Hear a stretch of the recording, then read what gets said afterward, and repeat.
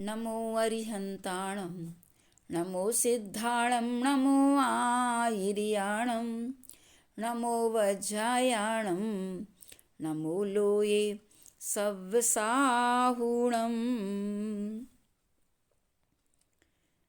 आहार दान में प्रसिद्धि पाई है राजा श्रीशेन ने। ऐलख श्री ने नाम दिया है बीज से वृक्ष। मलय देश की राजधानी रत्न संचयपुर जिन धर्म रूपी रत्न का संचय करने से अपने नाम को नई अर्थवत्ता प्रदान कर रही थी, वहाँ के सम्राट श्रीशेन प्रजा को सात्विक एवं सदाचारी बनाने के लिए सदैव धार्मिक प्रवृत्तियों को प्रोत्साहित करते रहते थे। उनकी उदारता एवं विनम्रता के कारण कोई भी उनका शत्रु नहीं था। नंदिता और आनंदिता उनकी दो पत्नियां उनके धार्मिक कार्यों में सहचर थीं। इंद्रसेन एवं उपेंद्रसेन अपने पिता श्रीशेन के दाएं एवं बाएं हाथ थे। बलगांव उन दिनों रत्न संचयपुर का अभिन्न अंग था। उस गांव में ब्राह्मणों की संख्या अधिक थी। धरणी जट अपने पुत्र अग्निभूति एवं वायुभूति को वेदों का अध्ययन कराता था। उसी के गृह की एक दासी का पुत्र कपिल भी छुपकर वेदों की ऋचाओं को सुनकर कंठस्थ करता रहता था। उस समय वेद पाठी मात्र ब्राह्मण ही होता था। जो वेदों का अध्ययन शूद्रों को कराता था वह दंड का पात्र होता था। जो शूद्र अपनी प्रखर मेधा से वेदों को कंठस्थ कर ले वह महापातकी कहलाता था। भूलवश वेदों की ऋचाओं का श्रवण करने वाले शूद्र पुरुष के कर्ण कोहरों में दंड स्वरूप गर्म सीसा पिघलाकर डाला जाता था। उस समय का भारत घोर सांप्रदायिकता और जातीयता के भीषण दौर से गुजर रहा था। धर्म केवल पोथी और पुराणों तक सिमट तक रह गया था। सिर्फ पोथी और पुराणों में ही मिलता था। धर्म के नाम पर स्वार्थी एवं प्रवंचकों का बोलबाला था। धर्म जातीयता की श्रृंखलाओं से बंधकर नहीं चल सकता। धर्म जातीयता की श्रृंखलाओं से बंधकर नहीं चल सकता। धर्म तो वह है जो प्राणी मात्र के उद्धार का एक रसायन है। धर्म प्राणी मात्र के कल्याण का साधन है। संप्रदायों से बंधा व्यक्ति और धर्म अधिक दिनों तक अपनी छद्म धार्मिकता को बरकरार नहीं रख सकता। कितनी अच्छी बात कही है। संप्रदायों से बंधा व्यक्ति और धर्म अधिक दिनों तक अपनी छद्म धार्मिकता को बरकरार नहीं रख सकता। धर्म संप्रदायातीत होता है। धर्म तो प्राणी मात्र को जीवंत बनाने की अचूक औषधि है। किसी संप्रदाय या व्यक्ति विशेष का उस पर अधिकार नहीं है। स्वयं को सबका कर्ता धर्ता समझने वाले चंद लोगों को दासी पुत्र का वेदाध्ययन करना काफी अखरा। उन्होंने तुरंत ही ब्राह्मण समाज के पंचों को एकत्रित किया और धरणी जट से कहा, आपको वेद ज्ञान इसीलिए उपलब्ध नहीं हुआ कि आप अपनी विद्या का दुरुपयोग करें। आपने दासी पुत्र कपिल को वेदाध्ययन कराकर वेदों की आचार संहिता का उल्लंघन किया है।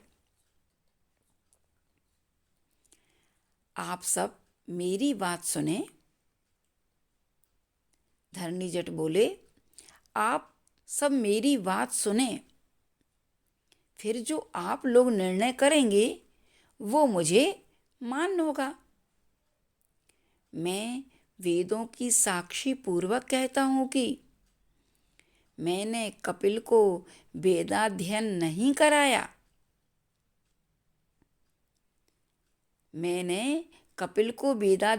कराया। मैं जब अपने दोनों पुत्र इंद्रभूति और वायुभूति को वेदों की शिक्षा देता था, तभी दासी पुत्र कपिल छुपकर ऋचाओं का श्रवण करके उन्हें कंठस्थ कर लेता था।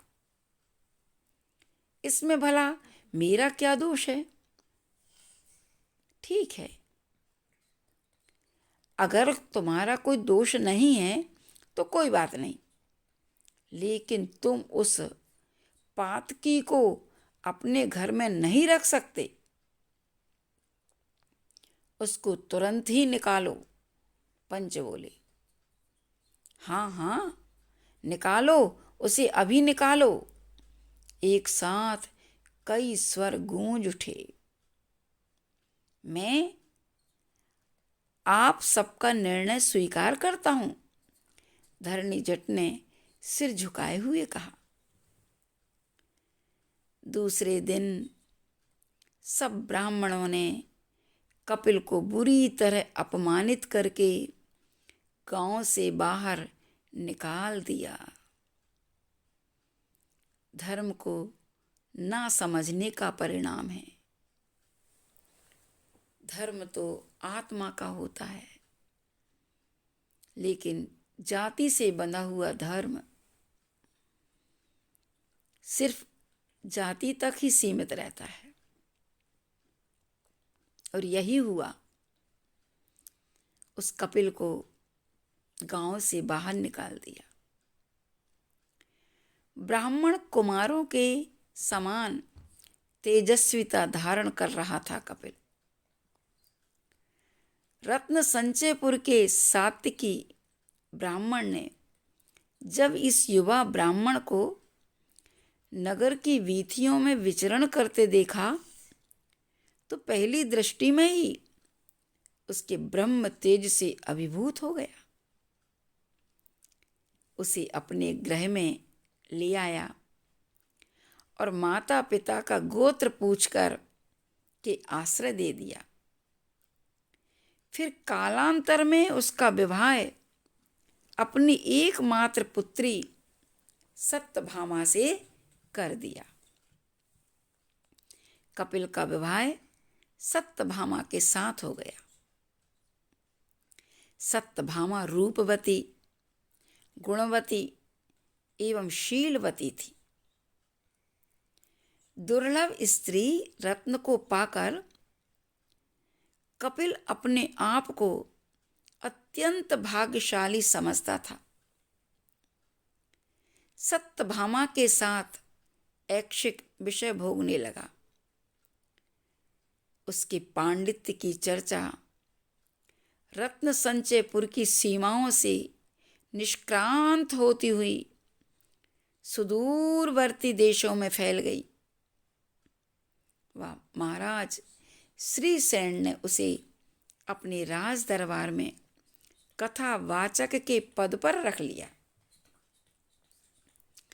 कपिल का भाग्योदय इस समय चरमोत्कर्ष पर था। सब दिन होत न एक समाना। कहाँ तो कपिल धरणी जट का गृह सेवक था, कहाँ धरणी जट के टुकड़ों पर पलता था, और अब कहाँ आज वह राजकीय सम्मान प्राप्त रत्न संचयपुर का एकमात्र ब्राह्मण था। सत्यभामा रजस्वला थी। नैतिक एवं धार्मिक नियमों का उल्लंघन करते हुए कपिल ने उस अभोग्य दशा में भी उसे भोगने की कुचेष्टा की।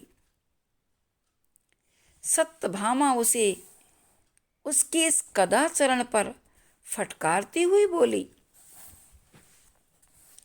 तू कैसा ब्राह्मण है जो पवित्र वेदों का ज्ञाता होकर भी मुझे अपवित्र दशा में भोगना चाहता है?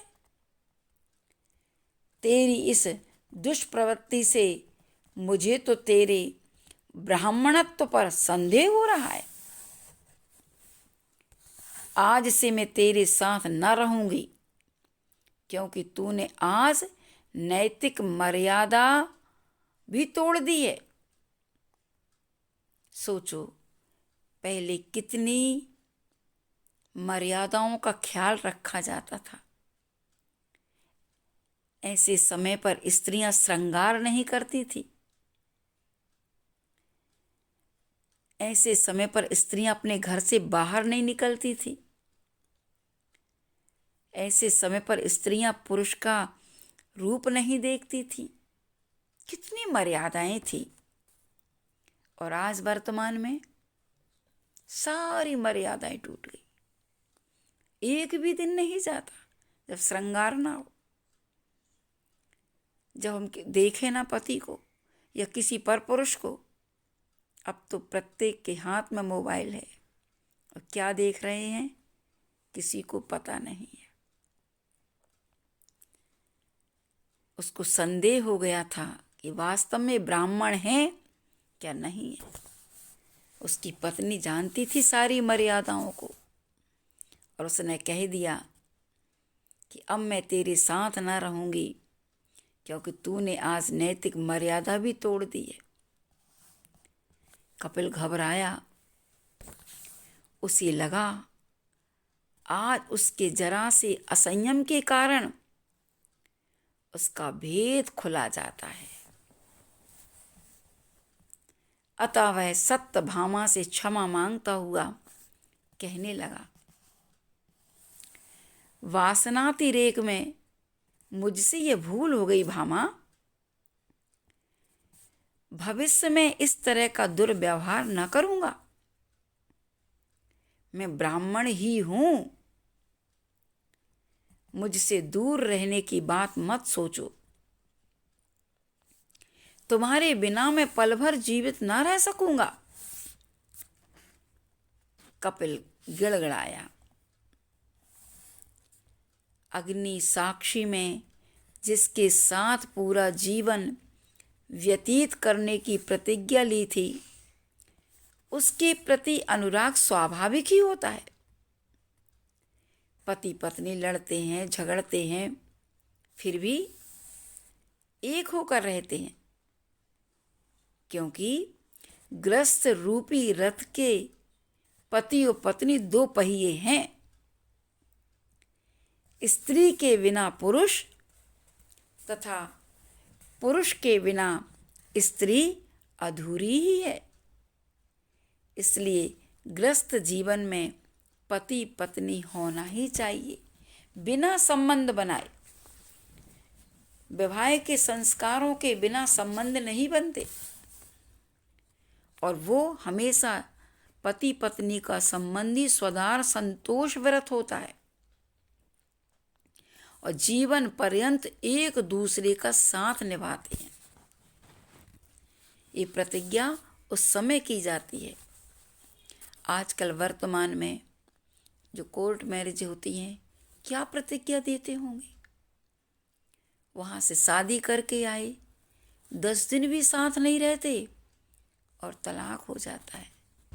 सोचो, क्योंकि वो प्रेम उत्पन्न ही नहीं होता जो एक शादी के बाद उत्पन्न होता है। सत्यभामा को कपिल पर दया आ गई और उसने उस दिन उसे क्षमा कर दिया, परंतु मन की धरती पर संदेह का एक बीज अवश्य अंकुरित हो गया। आखिर कपिल है कौन? मन में संदेह तो हुआ, क्योंकि आचरण से ही व्यक्ति का व्यक्तित्व पहचाना जाता है। बाहर की क्रियाओं से ही व्यक्ति की आंतरिक परिणति को हम जान सकते हैं। अब अंदर एक बीज तो संदेह का डल ही गया कि आखिर कपिल है कौन। धरणी जट के भाग्य ने पलटा खाया। उसकी सारी संपत्ति पाप के उदय से समाप्त हो गई। धरणी जट जो गुरु थे, कपिल ने जो दासी पुत्र था, धरणी जट की ऋचाओं को, वेदों को सुन करके उसने कंठस्थ किया था। उसके गुरु कर्म का उदय आया कि सारी संपत्ति समाप्त हो गई। लोग तो यही कहते थे, अप्रत्यक्ष रूप से कपिल को वेदों का अध्ययन कराने का ही फल धरणी जट को मिला है, जो आज वह भिखारी सा मारा मारा फिर रहा है। उसे उस आड़े वक्त में अपने शिष्य कपिल की याद आई। धरणी जट को यह तो ज्ञात ही था कि अपने वैदुष्य के कारण आज वह राज की सम्मान का भोक्ता है। राज की ओर से उसे विशाल प्रसाद तथा सभी तरह के वैशेषिक सामग्री सहज ही उपलब्ध है। ख्याति लब्ध कपिल पर इस समय लक्ष्मी एवं सरस्वती दोनों ही प्रसन्न हैं। ये दोनों ही लक्ष्मी हैं, सरस्वती और लक्ष्मी। ज्ञान और धन दोनों ही सगी बहनें हैं, और श्रीमान और धीमान ऐसे भी देखे गए हैं जिनके पास श्री भी है और धी भी है। तो उस समय उस कपिल के पास दोनों ही लक्ष्मी प्रसन्न थी। धरणी जट ने कपिल के समीप आश्रय पाने जिस समय उसके महाप्रसाद में प्रवेश किया था, उस समय कपिल विद्वत समागम के मध्य वेदांत दर्शन पर चर्चा कर रहा था। धरणी जट को अचानक देखकर कपिल मन में बहुत क्रोधित हुआ। अगले ही पल उसने सोचा, अगर मैं इसका स्वागत सत्कार नहीं करता हूं तो ये अभी मेरी पोल खोल देगा और मेरा भविष्य चौपट हो जाएगा। तत्क्षण वह अपने स्वर्ण खचित आसन से उठा और धरणी जट के चरणों में दंडवत प्रणाम करते हुए बोला, देखो, भले मन में कुछ भी था, लेकिन अपने भविष्य की चिंता को लेकर के उसने अपने गुरु को नमस्कार किया। दंडवत नमस्कार करते हुए कहा, आइए पिताश्री, आइए। आपने तो अपने आगमन की सूचना तक नहीं दी, नहीं तो मैं अपना रथ भिजवा देता। मार्ग में आपको कष्ट तो नहीं हुआ? माताजी और दोनों भ्राता कुशल तो है ना। स्वप्न में भी नहीं सोचा था कि कभी उसे इस दासी पुत्र का पिता भी बनना पड़ेगा। उसका स्वाभिमान खंड खंड होकर बिखर गया। वह तिलमिला उठा, परंतु करें क्या? नैर्धन्य के थपेड़े सहन करने की अब उसमें सामर्थ्य नहीं थी। कपिल से धन पाने की अभिप्सा के कारण उसने अपमान विवशता में झेल लिया और अपने अंतर्द्वंद्वों को आत्मसात करते हुए उसने कहा, हाँ पुत्र, सब कुशलता से है। तुझे देखने की प्यास क्षण प्रति क्षण द्विगुणित होती जा रही थी, अतः बिना सूचना दिए ही चला आया। आइए बैठिए पिताजी, आपने मेरे यहाँ पधार कर यह तो अनुकंपा की है कि मैं कृतार्थ हुआ। धरणी जट को अपने आसन पर बिठाते हुए कपिल बोला, तुम्हारी विद्वत गोष्ठी में बाधा पहुंची होगी बेटा। अरे काहे की बाधा पिताश्री? उपस्थित विद्वत जन ये मेरे पिताश्री धरणी जट वेद वेदांत के सूक्ष्म ज्ञाता हैं। सारे विद्वत जन के को इशारा करते हुए कहा, देखो ये मेरे पिताश्री वेद वेदांत के सूक्ष्म ज्ञाता हैं, तार्किक विद्वान हैं एवं कुशल वक्ता भी हैं। इन्हीं के चरणों के प्रसाद से मैंने वेदाध्ययन किया है। अब ये अपनी वाणी से हम सब श्रोताओं को कृतार्थ करेंगे। धरणी जट ने अपनी तार्किक और धारा प्रवाह शैली के माध्यम से वेदांत दर्शन पर नया चिंतन दिया। उपस्थित जन समुदाय मंत्र मुग्ध होकर सुनता रहा। धरणी जट के वक्तव्य के उपरांत कपिल ने आगंतुक विद्वत समूह एवं जन समुदाय के प्रति आभार व्यक्त करते हुए गोष्ठी के समापन की घोषणा की। कपिल के साथ धरणी जट उसे प्राप्त सुविधाओं को भोगता हुआ रहने लगा। भाग्य की विडंबना देखिए, जो कभी कपिल का आश्रयदाता था वही आज अपने शरणागत की शरण पाने को विवश हुआ। सत्यभामा को प्रबल जिज्ञासा थी कि आखिर कपिल है कौन। जब उसे यह ज्ञात हुआ कि कपिल के गांव का एक ब्राह्मण धरणी जट अपनी आर्थिक विपन्नता से त्रस्त होकर कपिल से धन पाने की आकांक्षा से आया है, जिसे कपिल अपना पिता बताता है, अगर प्रचुर मात्रा में धन दे दिया जाए तो कपिल का कुल एवं गोत्र पता किया जा सकता है।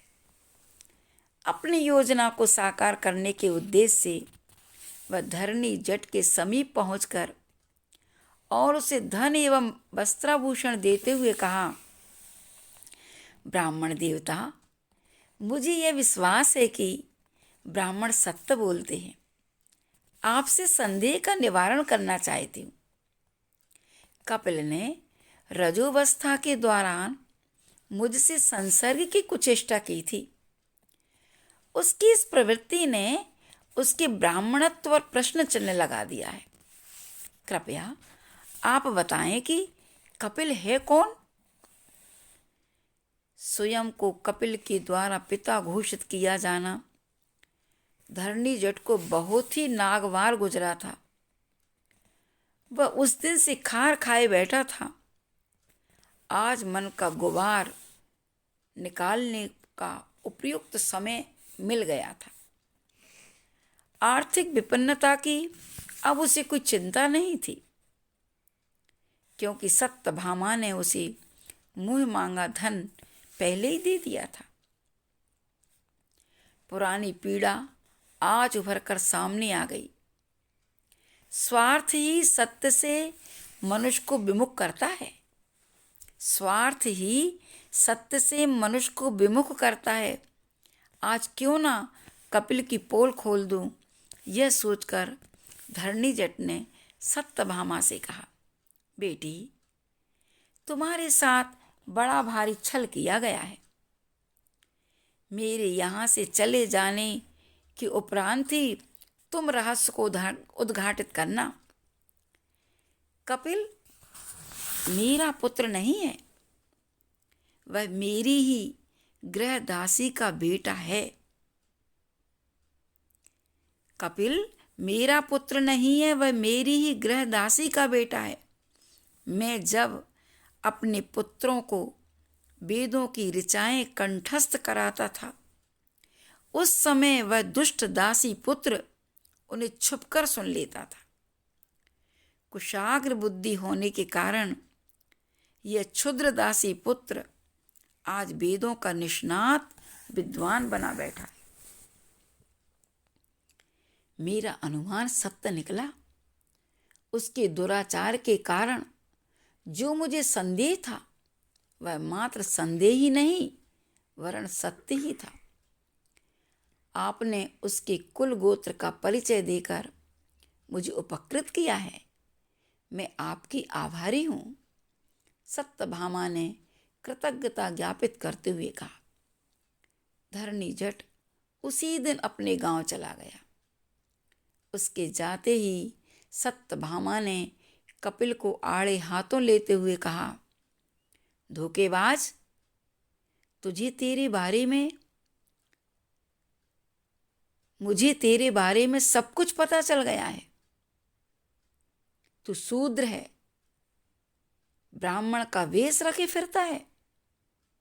धोखेबाज कहीं का, तूने मुझे और मेरे ब्राह्मण पिता को ठगा है। पापी, दुरात्मा, एक बात याद रख, शेर की खाल ओढ़ने से भेड़िया शेर नहीं हो जाता और पाप एक ना एक दिन प्रकट होकर ही रहता है।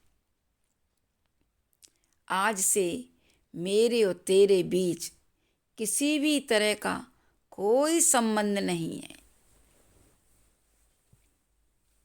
बात अधिक न बढ़े इसलिए कपिल चुपचाप सिर झुकाए सत्यभामा की डांट सुनता रहा। सत्यभामा ने कुल की लाज रखते हुए उससे संबंध विच्छेद करने के उपरांत भी उसका साथ नहीं छोड़ा। ये कहलाते हैं सतीशीलवती कि समाज का भी और कुल की भी लाज रखते हुए अंतरंग संबंध तो छूट गए, लेकिन उसका बाहर से साथ नहीं छोड़ा और रहस्य को रहस्य ही रहने दिया। सत्यभामा के अतिरिक्त कोई नहीं जानता था कि कपिल दासी पुत्र है। वासना विभूत कपिल ने एक दिन अवसर देखकर उसके साथ फिर संसर्ग करना चाहा, परंतु सत्यभामा ने उसे बुरी तरह लताड़ दिया। इस पर वह भारी कुपित हुआ और उससे जबरदस्ती करके उसे भोगने का प्रयास करने लगा। तब सत्यभामा बधाईवास सी दौड़ती हुई अपने बाल बिखराए श्री शयन के राज दरबार में पहुंचकर रुदन करती हुई बोली, हे कृपा निधान, दया कीजिए।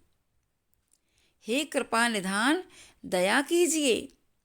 आपका पुरोहित कपिल, जो ब्राह्मण नहीं दासी पुत्र है, उसे मैंने उसके गुरु धरणीजट से उसका सारा परिचय जानकर पति के रूप में स्वीकार करने से इनकार कर दिया है, परंतु लोक लाज के कारण औपचारिकता निभाते हुए मैं अब भी उसके साथ रहती हूँ।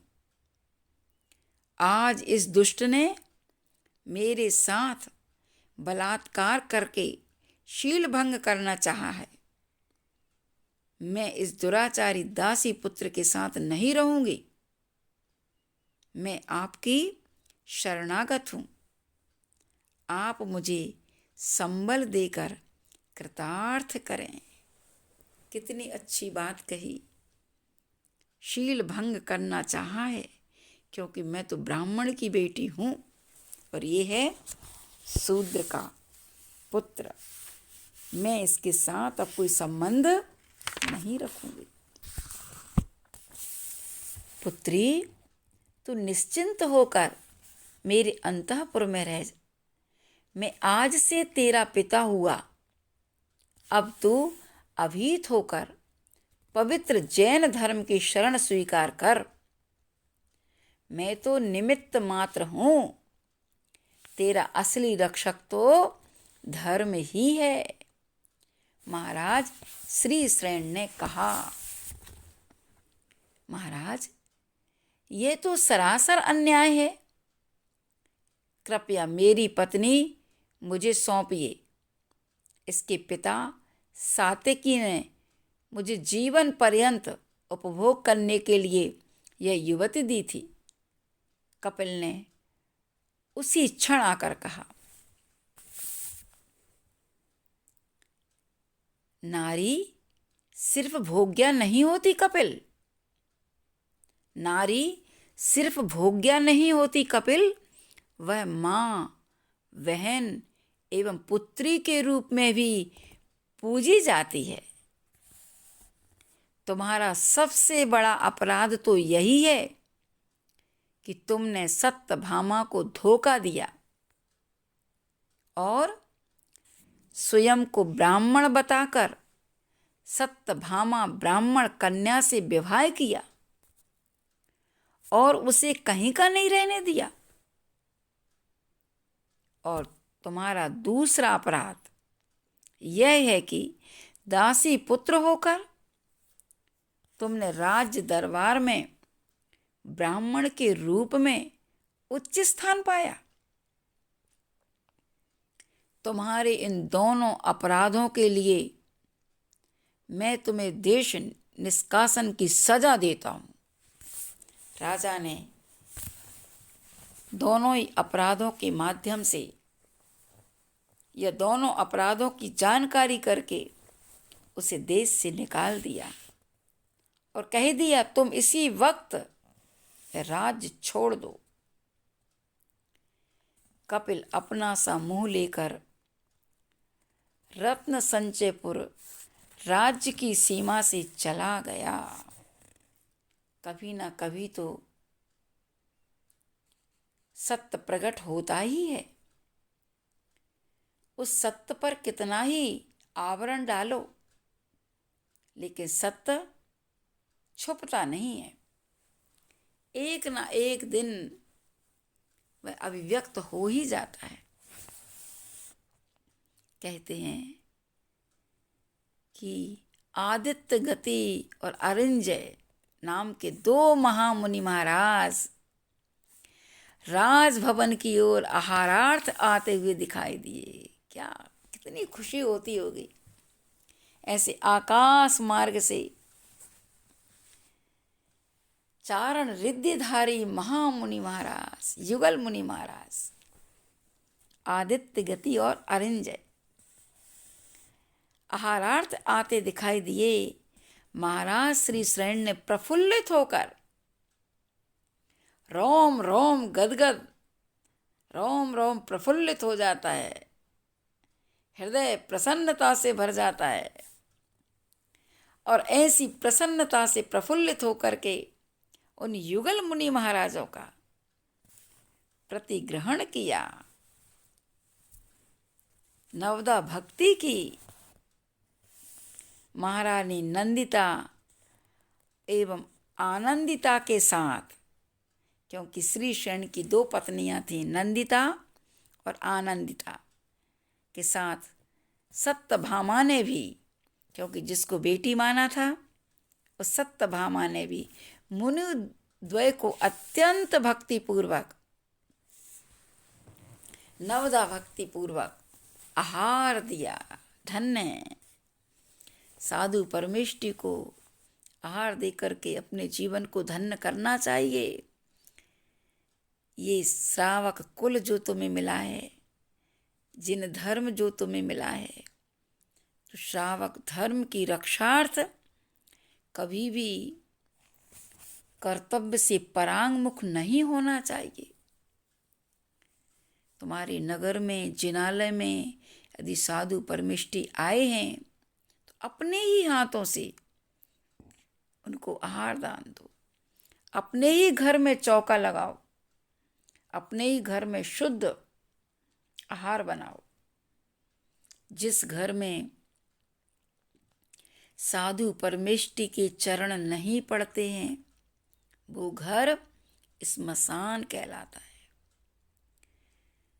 घर की शुद्धि और घर तो तभी घर कहलाता है जब घर के चौके में साधु परमेष्टियों को आहार दिया जाता है।